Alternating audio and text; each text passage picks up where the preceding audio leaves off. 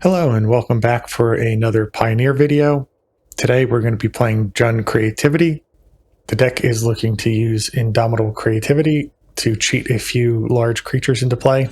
Creativity is a 3-mana X spell, and we can destroy X target artifacts or creatures, and then for each permanent destroyed this way, we can reveal cards from the top of our library until we reveal an artifact or creature, and then we get to put those into the battlefield.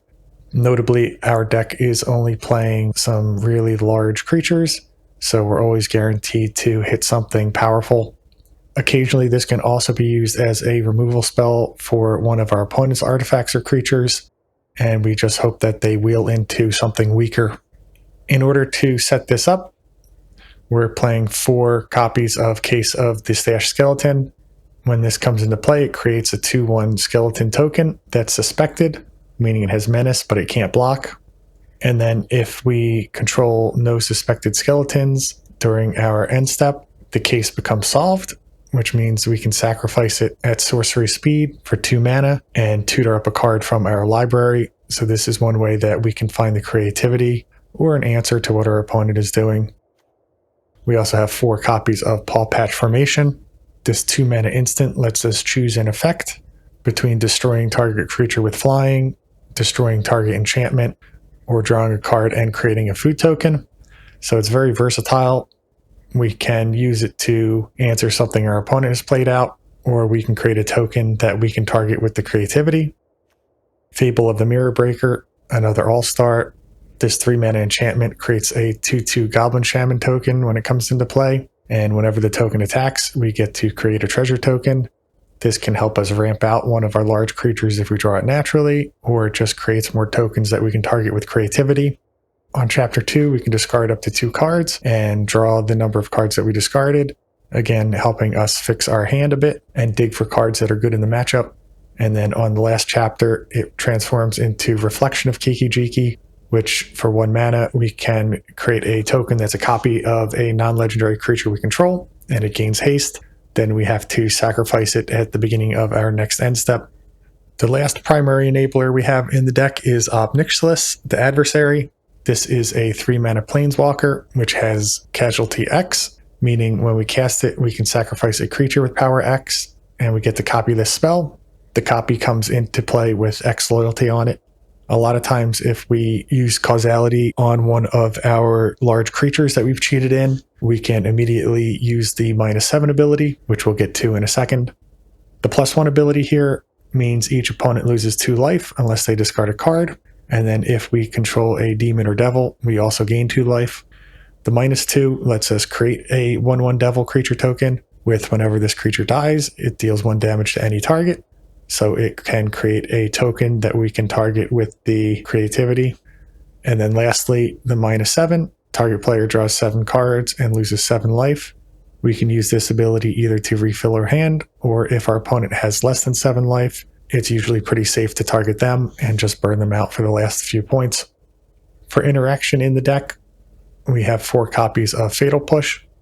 The tokens being hit by creativity can trigger Revolt, as well as sacrificing any of our treasure tokens or food tokens. 4 copies of Thoughtseize to check our opponent's hand. 2 copies of Torch the Tower, which exiles any creature that's destroyed with it. We can also bargain this by sacrificing one of our tokens to deal 3 damage instead of 2. Volcanic Spite, 2 mana instant that deals 3 damage to target creature, planeswalker, or battle. This also lets us put a card from our hand on the bottom of our library and draw a card, which is a good way to get one of our large creatures back in the deck if we draw it naturally. And lastly, there's Pillage the Bog, a 2 mana sorcery that lets us look at the top X cards of our library, where X is twice the number of lands, and then we can put one of those cards into our hand. We can also plot this for 3 mana and play it at a later turn when we might potentially have more lands in hand, or can use our mana right away after tutoring for a card. When it comes to our creatures, we have 1 copy of Titan of Industry. This is a 7 mana 7/7 with Reach and Trample, and when it enters, we get to choose 2 out of the following effects. We can destroy target artifact or enchantment, gain 5 life, create a 4/4 Rhino token, which can also be sacrificed to future creativities, And we can choose to put a shield counter on target creature, which can help make the creature more resilient to destroy effects. Notably, the Titan is also not a legendary creature, so if we have a Kiki Jiki in play, we can copy the Titan, and the copy will trigger these effects as well when it enters. We've added a new addition, Raph Mikey Troublemakers, to the deck. This 7-mana 7/7 has Trample and Haste, and then whenever it attacks, we get to reveal cards from the top of our library until we reveal a creature, and then that card gets put onto the battlefield tapped and attacking. So if we creativity into this, we essentially get 2 creatures for the price of 1. Atraxa Grand Unifier, also 7-mana 7/7. This one has Flying, Vigilance, Death Touch, and Lifelink, and when it enters, we get to look at the top 10 cards of our library and choose one of each card type to put in our hand. Great way to refuel, and then the Flying and Vigilance is usually very difficult for your opponents to deal with.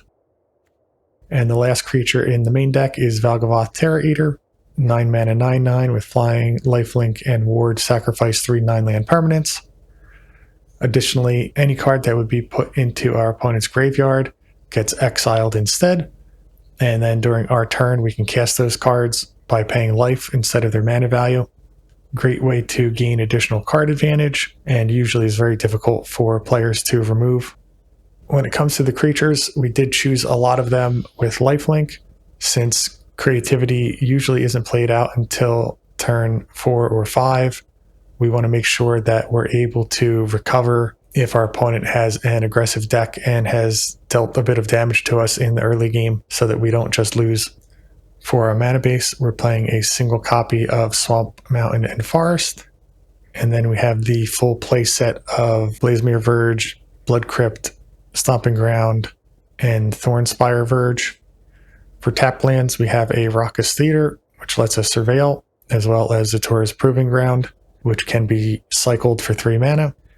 Then we have a single copy of Fabled Passage, in case we need a bit of color fixing, and 2 copies of Fountain Port, which is also another way we can generate some tokens. For 3 mana and 1 life, we can tap it to create a 1/1 fish token, and then for 4 mana, we can tap it to create a treasure. Additionally, we can use its 2 mana tap effect to sacrifice a token and draw a card. A good way to solve the case or get some additional value from a Goblin Shaman token that our opponent is trying to remove. Our sideboard is largely targeted towards combo. We have 2 copies of Duress for additional discard, as well as 2 copies of Glow Blank, which is passive graveyard hate as well. Back to Nature as an additional enchantment destruction spell. Anger the Gods for decks with small weenie creatures. Hidetsugu Consumes All, also good against decks with a lot of small creatures and tokens, and it is also some passive graveyard hate. 2 copies of Leyline of the Void as additional graveyard hate for dedicated graveyard strategies, and then a Thought Distortion, which is actually in here for counterspell decks. We want to wait until we get 6 mana. Then we can use the Thought Distortion and discard their entire hand. And then we just have to worry about their top deck before trying to resolve a creativity. Additionally, there's a creature juke in here where we can bring in the Xenagos God of Revels, which gives another creature haste and +X until end of turn at the beginning of each combat, where X is that creature's power. And we're also bringing in a Worldspine Wurm, which is a 15/15 with trample. So the Xenagos would give this haste and make it a 30/30. Additionally, when the Worldspine Wurm dies, we get to create 3 5/5 worm creature tokens with trample, and then the Worldspine gets shuffled back into our library. Also useful to bring in against mill strategies, as we can keep a creature in our deck to hit with creativity. The premise behind this deck is not new, and it sees quite a bit of play in other formats such as Modern, which actually have a more powerful mana base for cheating out the creativity using the Dwarven Mines. But without good fetch lands here, we're forced to use some more interactive cards.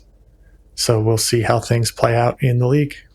Before we jump into the gameplay, I'd like to ask you to please like and subscribe the video. It really helps the channel. And without further ado, let's jump into the games. Opponent has won the die roll. and has opted to go first. This hand is good. We'll keep. A little bit slow with the Fatal Push.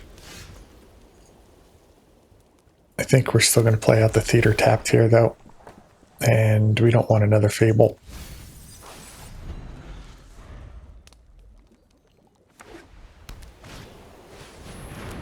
Iron Paw Aspirant.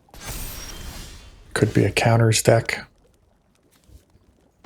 We'll play out a Verge here and pass. Can hold up the Spite and the Fatal Push. Enduring Innocent is one that we're going to want to exile. I think we'll Fatal Push here. Have to hold up the Spite next turn. And then we don't mind getting the Fable going. Still need to find our creativity. Carrot Cake will draw a card.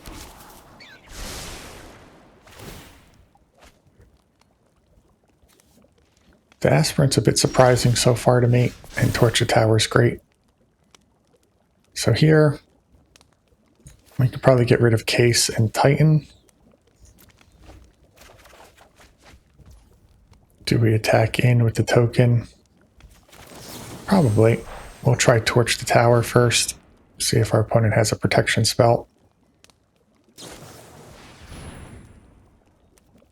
Nope, but they'll draw another card.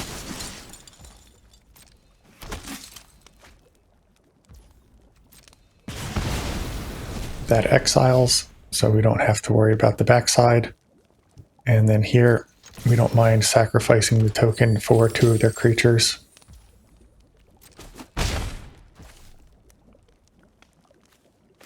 Play out a Proving Ground tapped. And then I think we will pillage. Get to look at 8 cards. There's the creativity. So we should have a pretty strong turn next turn. Can exile both our treasure token and our shaman, and that will get rid of our Valgavoth and Raph and Mikey. Unfortunately, we don't have any other creatures left in the deck for Raph to hit until we put the Atraxa back using the Volcanic Spite.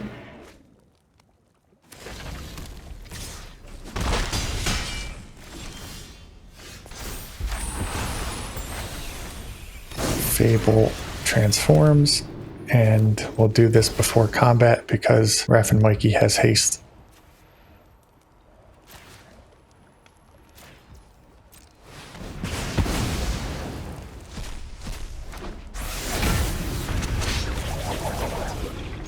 Attack in. Again, nothing to hit.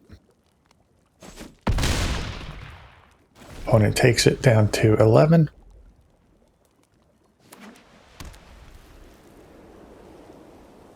Six mana for our opponent, and they play out an Elspeth. So they can't answer the Valgavoth if they want. It's going to cost them 3 cards and the Elspeth.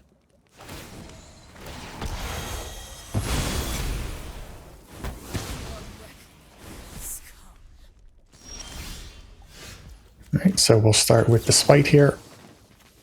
Get rid of the Pack Beast. Put Atraxa back into the deck.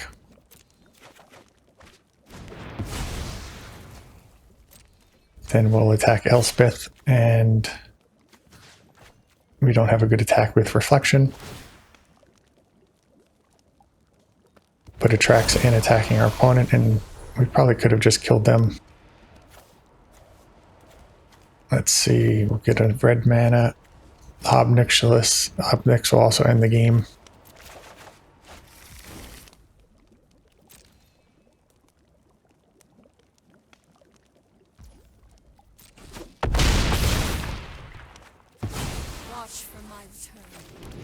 So we'll Thoughtseize first.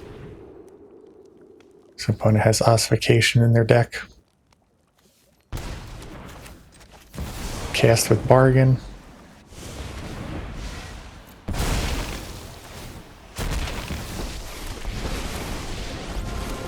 Then we can make our opponent draw, lose 7 life.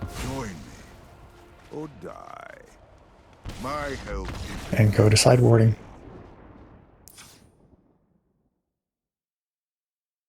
Anger of the Gods looks good. Could bring in the Worldspine Wurm. Don't know if we need any of the discard in this matchup. Back to Nature is not terrible. So let's see what we can shave here or want to shave.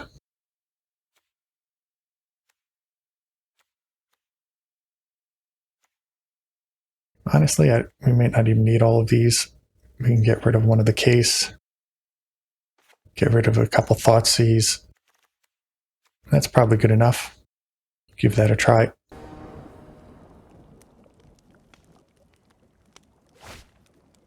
Opponent has chosen to go first again, and this hand is fine. Lead off on the Thoughtseize. See what our opponent's working with. Take the Enduring Innocence. Hardest to answer. What's this one? Just a Lord. Unfortunately, we don't want to be drawing all of our creatures.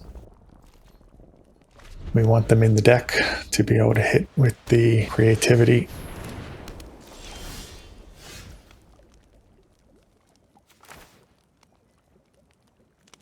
Play out a Verge and the Fable.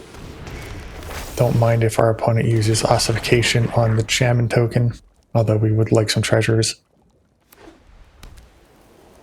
They could play out their Lord here. They could use Ossification and flash in the reinforcements on our turn. Plenty of options. They go for the Lord. So we can take this out if they block with it. I think we'll get rid of Raph and Mikey. Keep the Titan. Attack in.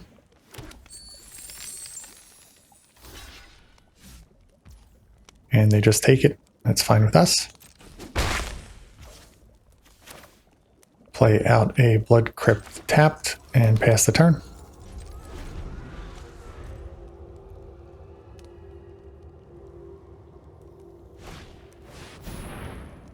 They found an Enduring Innocence, which is okay. We have Torch the Tower in hand. And they attack in. I think during combat, we'll go for the Innocence. Take 4.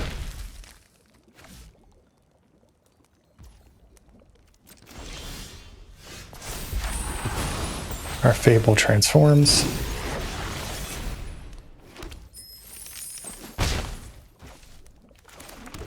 Here we could cast the Titan.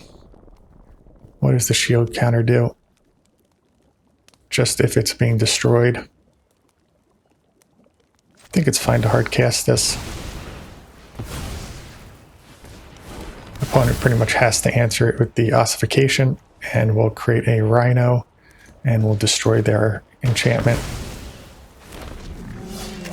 If they don't answer with Ossification, we can start copying it with Reflections, which is why they pretty much have to go for it here.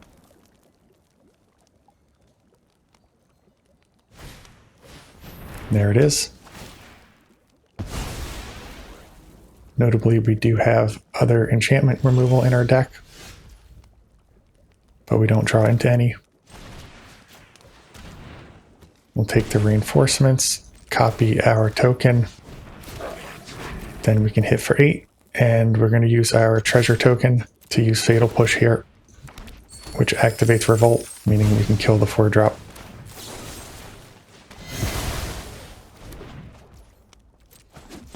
So it's a pretty dominating turn, and our opponent throws in the towel. Good game.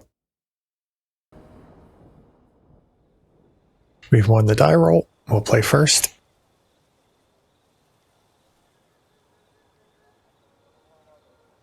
This hand is just okay. At the moment, we don't have any way to make a token, but we do have the creativity once we draw into one. And I think instead of shocking ourselves, we're going to start on the tap Proving Ground. No need to take 4 damage on turn 1. Planes from our opponent, and we draw into another Thoughtseize. It's going to be another token deck here. I think we take the Birth, and then we'll shock in, take their Carrot Cake as well. Keep our opponent from putting any early game pressure on us. And then Fountain Port can start making tokens for us.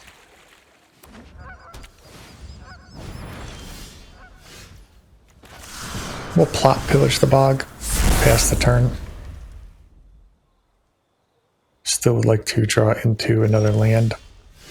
And Theater counts.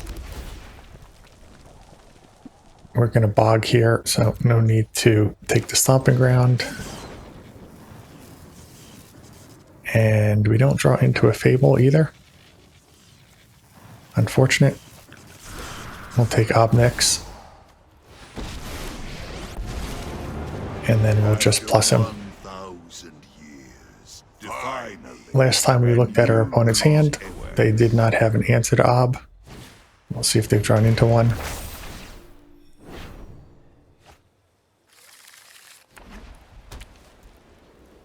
They're getting close to being able to hardcast Sunfall.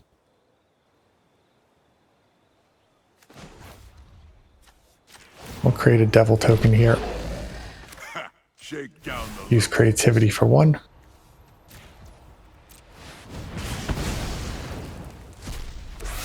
And we hit Raph Mikey, which is the best one.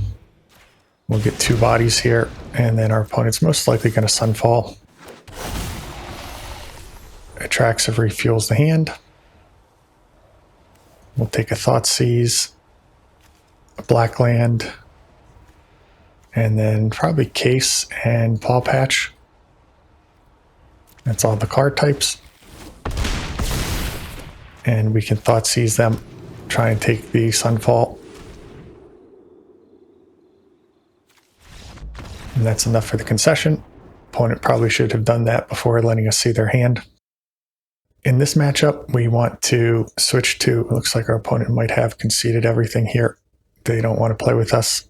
So we want to switch to the one-hit combo kill as opposed to the fair matchup due to all the removal our opponent plays. All right, match number 3. We've won the die roll. We'll play first. This hand's fine. Start on either tap land or the Verge. Kahira points towards a control deck most of the time. So we'll probably just start on a tap land. Save the Thoughtseize for when we're closer to comboing off. And it's actually going to be a fair deck. So let's see what they're working with here. Risen Reef, Vibrance. I think the Flock is the one we care most about.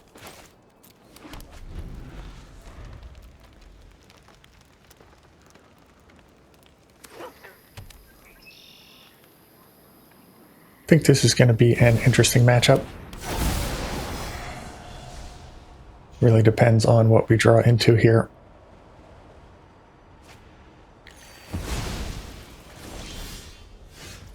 There's the Creativity. We'll be able to play that out next turn if we hold up the Paw Patch to make a food token. So we'll play out the black land, pass the turn.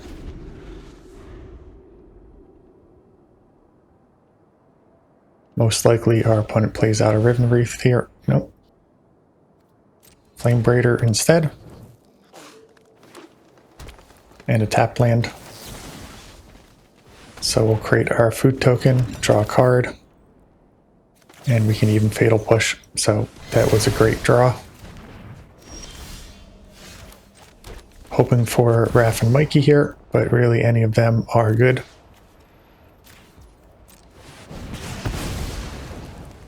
And there's Raph and Mikey.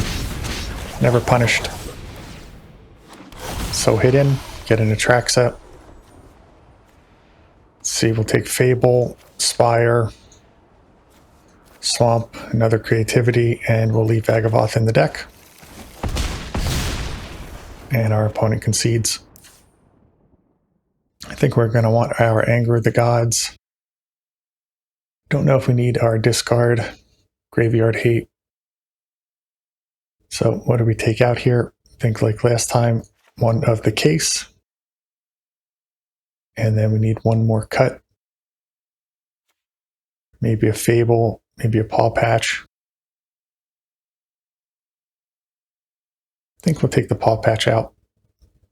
Our opponent's not going to have any enchantments or anything for us to deal with.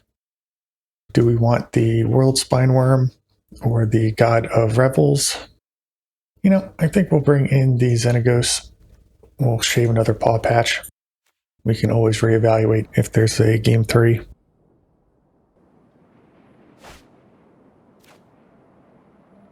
Here we just don't have the mana. It has to be a mulligan. And while I don't like it, I think we will keep. Xenagos goes back in the deck, but the Passage is going to shuffle it in, so it won't be on the bottom.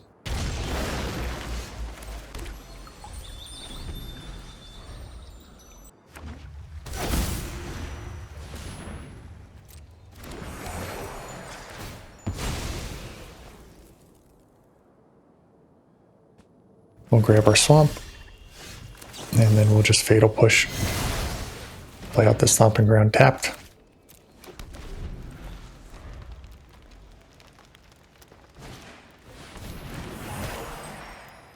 Another Florahedron and a tap land.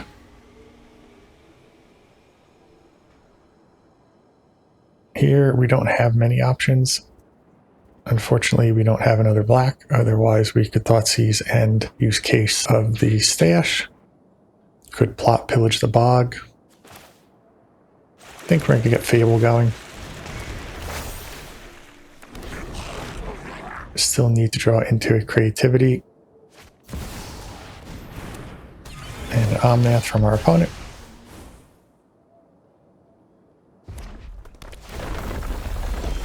They gain 4 life. We can discard the Case and the Paw Patch here. Draw into some good cards. We'll attack in. If they block, we can use Anger.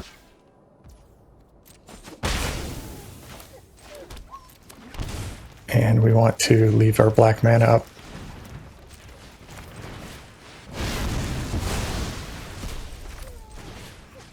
Thoughtseize here. See what they're working with. Sunder Flock and another Omnath.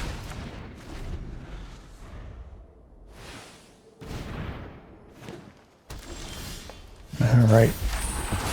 So Fable transforms. And we'll play out our land and then pillage. We do find a Creativity. And I don't think we're going to hold back. I think we're going to get aggressive. Again, love to see Raph and Mikey, but it's just an Atraxa. Well, I say just an Atraxa, like this is not a fantastic top deck. And then we'll grab another black land. Next turn we can take their Sunder Flock from them so they can't bounce our Atraxa. If they're smart, they put it on top here so that we can't discard it.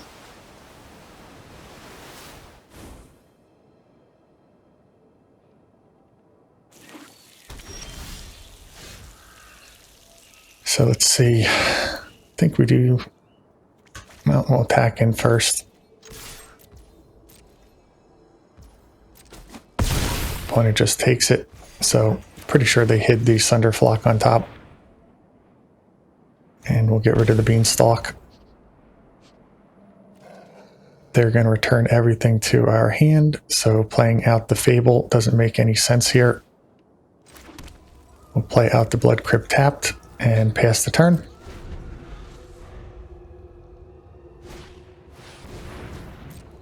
There's the Sunder Flock.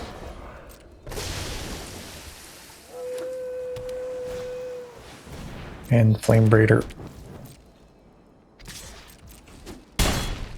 They hit for 5. And another Blood Crypt. Not really what we want to see here. We really needed some untapped lands. Might as well push the Flame Breeder immediately. Play out a tapped land. Think our opponent is going to win this one. Another Sunderflock. Definitely the best card in the matchup for them. And his stash won't do. I don't think it's even worth discarding anything here. Let's see. We can't get 2 tokens into play. That would be our only chance at winning. So we'll go to sideboarding. We won't show them any other cards in our hand. How do we stop this Thunderflock? We'll bring Paw Patch back in. They do have a lot of flying creatures. And then maybe get rid of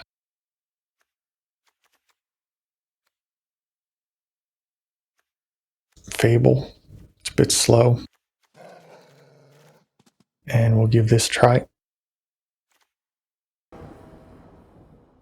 We'll play first. This hand has a little bit of early removal. Not really good mana. 2 of our targets in hand. I think we can do better. And we'll give this a try. And then I think we actually put Ob Nix back. We'll keep the board wipe and the Paw Patch to create a token. So we'll keep this, put back Ob Nix, and then we can start on the Verge. Notably, with our current mana, we don't actually have access to green. Fatal Push is a good top deck. We'll play out the Verge. See if our opponent has a mana dork here. They do not. So we can play out the Stomping Ground tapped, pass the turn. They play Risen Reef.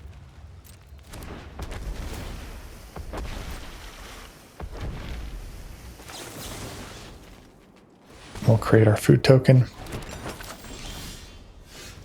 Unfortunately, we draw into our Atraxa here. Would have been one of the better hits, I think, in this situation. It's just a Titan of Industry. We'll create a Rhino for sure, and then I don't think we need a shield counter. So we'll gain life. The Titan was the weakest of our hits.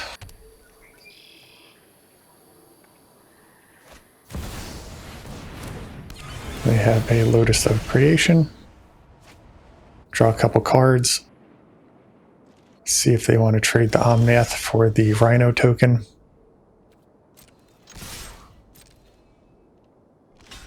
They do. We'll Fatal Push the Risen Reef. Play out another black land. Pass the turn.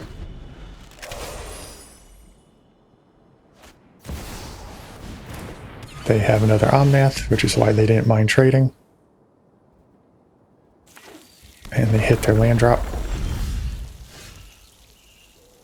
So we'll attack in again. No block this time. Play out a Case and pass the turn.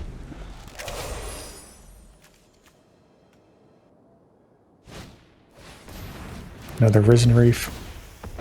So next turn we'll most likely want to use Anger of the Gods just to kill our skeleton and activate Case so that we can tutor.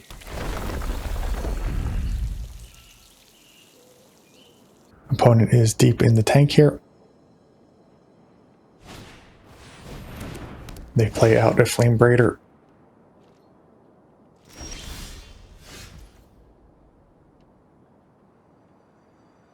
So we'll start with Anger of the Gods. And then we'll torch the Omnath. Hit for 7. And then Case activates. Opponent playing out Wistfulness. That'll destroy our Case, unfortunately. And it also keeps them alive. But for some reason, they decide to throw in the towel. They had a lot of cards in hand. I find it hard to believe that they couldn't keep playing this one. Alright, match 4. We won the die roll again. And this looks like a good hand to me. I think we'll lead on the Thoughtseize here. Gives us more options on turn 2. Opponent has a banger. This is going to be quite tough. They only have a single land here. Still think we have to take one of the Steel Cutters. They just spiraled most.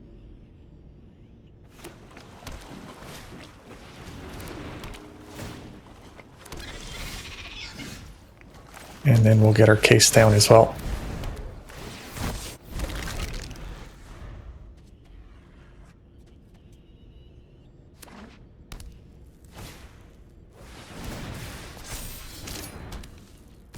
If we can manage to resolve our Creativity, we should be in a pretty good spot. 2 tap lands here. We'll go with the Theater. And we don't want another Thoughtseize. And I do think that we're going to pillage, even though it's not optimal. We'll take a Creativity and hit for 2. If our opponent taps out here, then we should be able to resolve Creativity next turn.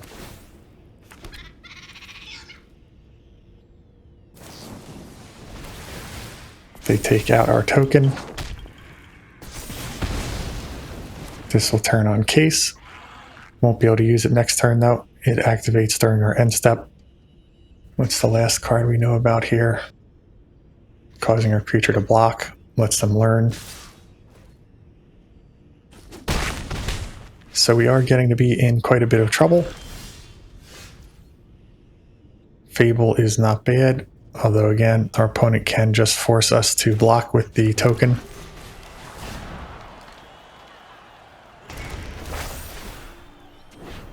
We might have needed to do that anyway with the amount of pressure our opponent has.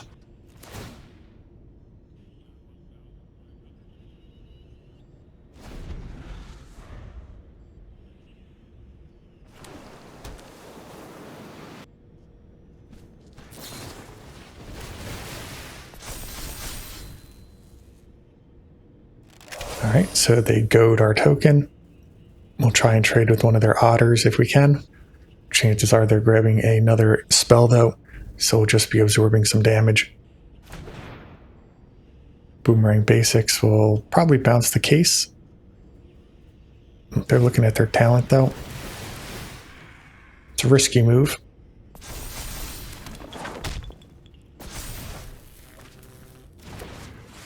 Eight damage coming in. They play out the talent here. That'll be lethal. Opponent had an extremely aggressive start here. We weren't able to keep up. We're going to struggle in this matchup if our opponent is able to continually remove our tokens. I don't think we want the Thoughtseize. Could replace them with Duress. Go blank. Let's see, we have one more spot we can fill in here. Consumes All would hit a lot of their enchantments and their tokens. And I think we stay on the creature package that we have in now. And we'll give this a try in game 2. We'll play first. And this hand is fine. Leave up Fatal Push.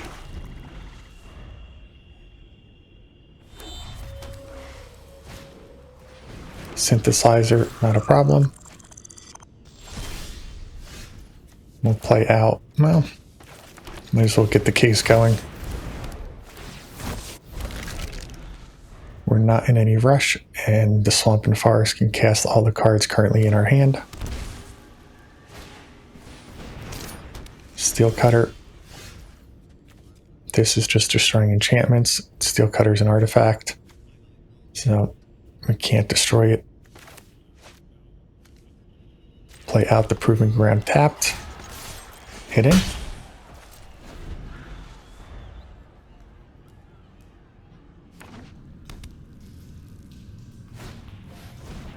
Swift Spear, we can Fatal Push. Let's see what their second spell is. Talent.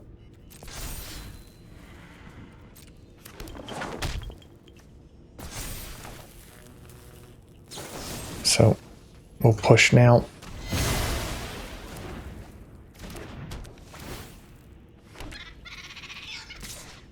Opponent hits for 2. We'll play out the Verge, and then before our opponent has any time to activate and get a spell back, we'll take out their talent. Attack in. And I think we pass. Probably cycle the Paw Patch at our opponent's end step if we don't need to use it. Another Prowess creature. Our opponent has done quite well both games, drawing creatures.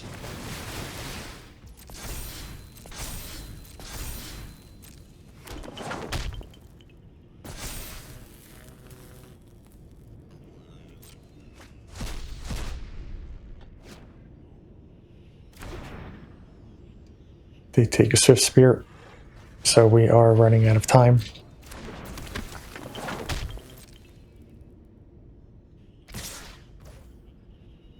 Opponent attacks in, no blocks, don't have any creatures. And then we pretty much need to draw into a Creativity here. We do not. Before Prowess, we'll take out the Ember Heart.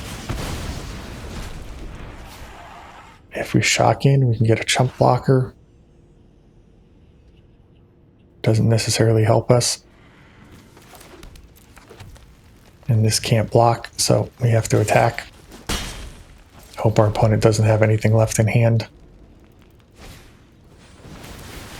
Synthesizer, that'll probably kill us.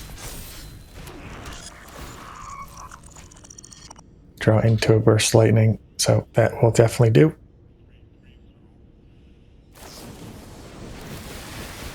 They go face. This will create another Monk token.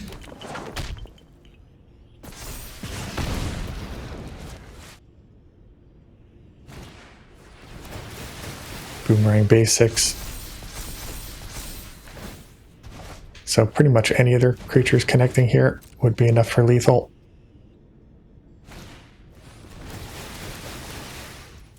I would say in both of those games, our opponent pretty much goldfished. I don't think they had a single card that wasn't useful in the scenarios that they were in.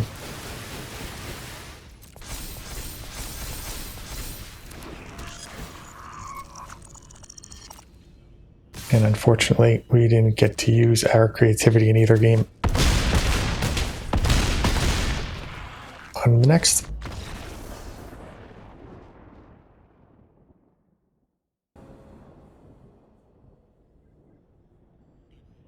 Match 5, we lose the dice roll. And our opponent has chosen to go first. This is a pretty good hand. We'll keep. Unless we draw into a land here, we're going to want to play out the Passage on 1. Thoughtseize, so now our opponent knows what's up. Fable's probably the best card in our hand, but if they have additional discard, taking the Creativity makes sense. We'll play out the Passage and pass.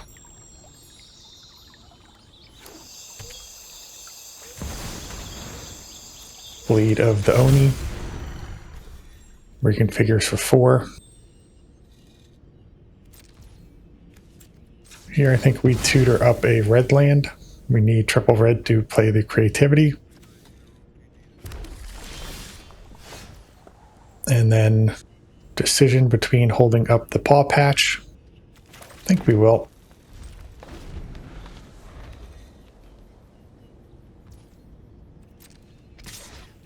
Opponent hits for 3. Then they play out a Harvester. No doubt to take out our Fable token. We draw into Atraxa, not what we want.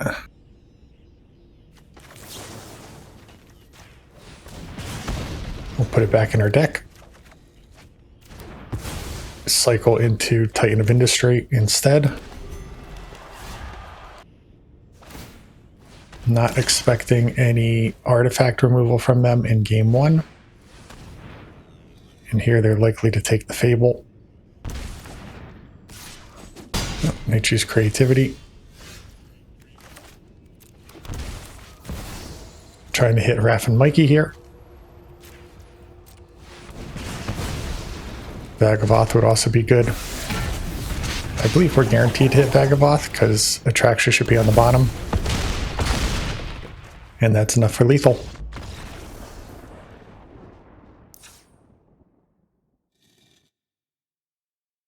Against our opponent's deck here, I don't know if we need to sideboard at all until we see more cards.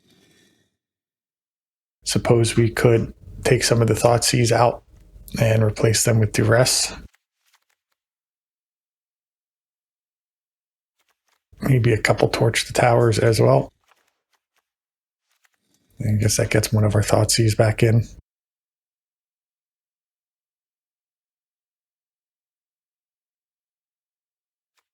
What do we think about this? Probably good enough. We only saw a couple creatures from our opponent. Although, maybe Anger the Gods too. In place of some of these Thoughtseize. And we'll run this back.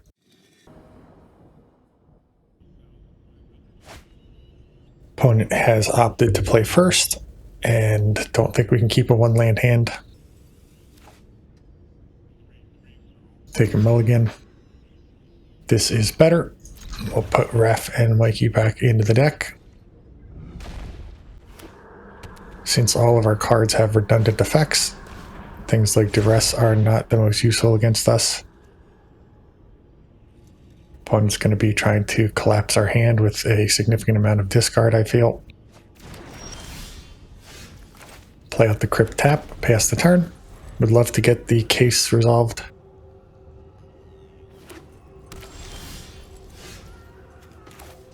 No play from our opponent here, so there it is. Removing the token is not the best. We'll mess with our opponent's head.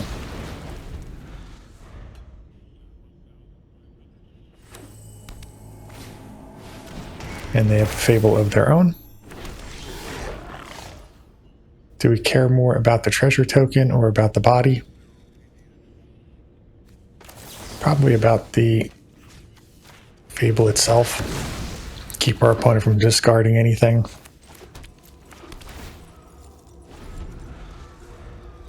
They play out more creatures, we can try and sweep them up with Anger of the Gods. That's the thought process there.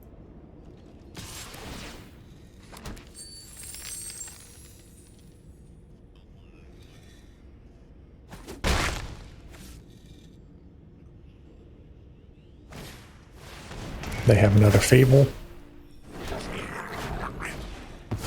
And Thoughtseize will take Anger, so that plan didn't work.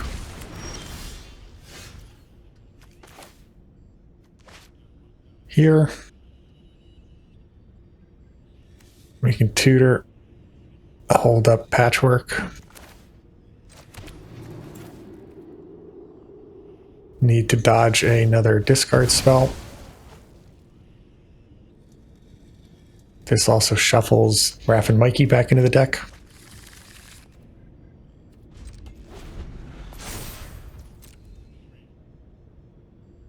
No discard, so our opponent likes their hand. And they also didn't activate the Mutavault.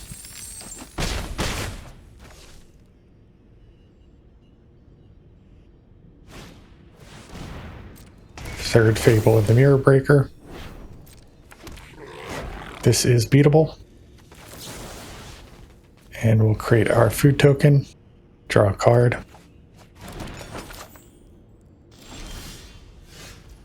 Lead on Thoughtseize, make sure that our creativity is going to work. Shouldered and Triumph. I think we actually take the Shouldered here. We have some cards in our deck that essentially have hexproof, and we'll wait a turn. Create another token with the Fountain Port.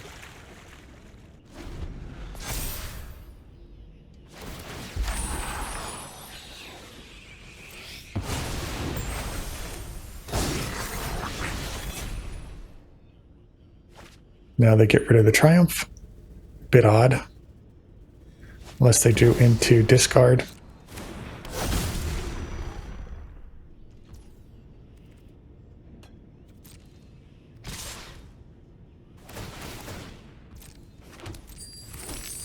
I'll take 6. Really need to get some life gain going here.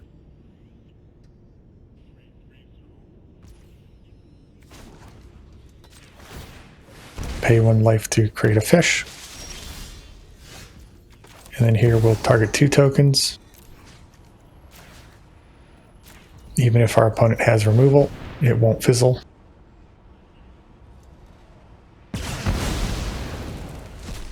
And both are good hits. So we'll create a Rhino, destroy target artifact or enchantment, and we'll do the reflection that can copy next turn. See what Atraxa gets here. Take the Fatal Push. Black Land. Not the best hits. Do we want Raph and Mikey? We can hardcast it next turn. We'll take it. And then I think we'll actually hold up Fatal Push. Pass the turn.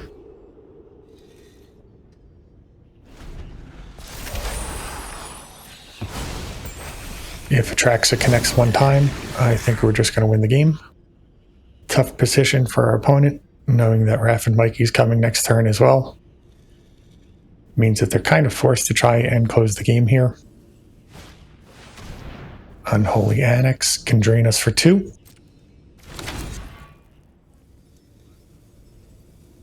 They didn't leave up the Mutavault to attack with.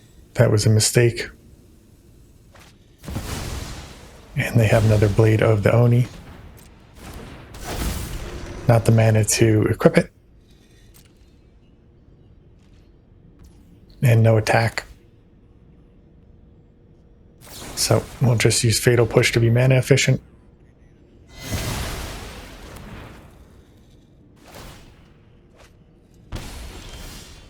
Down to 3.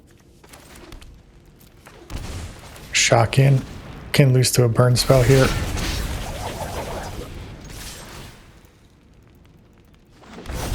Valgavoth will gain 16.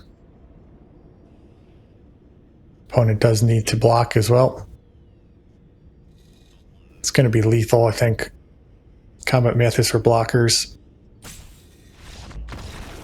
And there's the victory.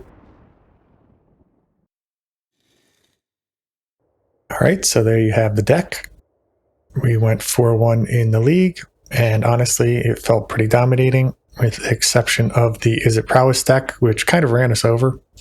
In those games, we never once hit the creativity, which the life gain could have swung those games back in our favor. Again, depends on which creature we hit and what our opponent had for interaction afterwards as a follow-up, but alas, we never got the opportunity. And I do think that in both of those losses, our opponent probably had an above average hand for their deck. In the rest of the matches, I don't think any of them were really close. We pretty handedly were able to dominate our opponent due to our interaction in the early game and then closing power with our big dumb creatures that were cheating into play. I really like the addition of Raph and Mikey in this deck as well, as we're usually playing creativity before our combat step. We can cheat out 2 creatures, and there's really not a bad hit in the deck. When it came to the gameplay as well, I believe we cast every single card in our deck in the matches, which just goes to show that there's a lot of versatility here, and the cards can be useful in many different matchups, which is something that I love to see.